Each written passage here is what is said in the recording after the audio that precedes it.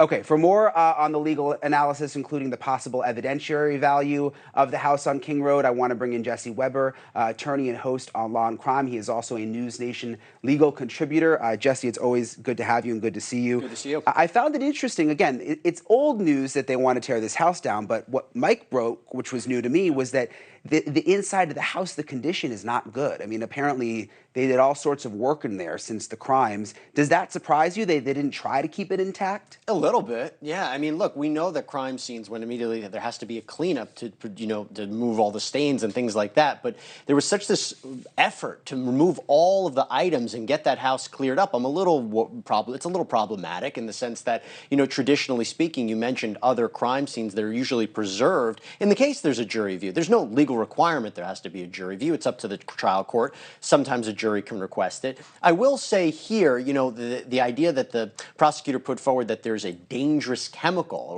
I'm not sure what exactly that means or what it says. It is a bit unique that you have the prosecution and the defense both saying we have no problem with demolishing it, and then you have an outside party, the family, saying we want it to be preserved. I kind of looked at Idaho law, I looked at law across the country, and if a crime scene is dramatically different than what it was, there's really not a necessity for a jury to view it because you're not gaining anything from it. If it was properly photographed and they can get a sense of what it looked like, they might not gain anything from being in that house. And for the defense, they clearly don't want that jury going in that house because they are worried that is going to strike up their emotions and it's going to inflame their passions when they ultimately have to decide what to do with Bryan Kohberger. It's interesting they agreed on this. Is there anything the families can do now? I mean, if the prosecution and defense have agreed, is there like some kind of injunction they can file or something? You heard Mr. Gray. The only thing can do is get the courts involved, and they have to expend legal expenses to do that, like an injunction, get the court to step in.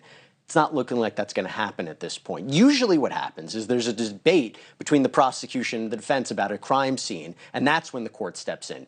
But you have both parties to this case, the defense and the prosecution, agreeing. So now you have this outside, the parties with the families what to do. They can only try to get the court to involve to get an injunction, but it looks unlikely. It's interesting, too, going into a possible trial at the end of the year, there's this tension now, even between the families, some of the families and the prosecution. They're not happy that the prosecution is agreeing to this. There's no right answer here. There's really not. I mean, the families want that preserved because the last thing that they want is somehow Bryan Kohberger to be excused and be acquitted. They want all that evidence for the jury to view.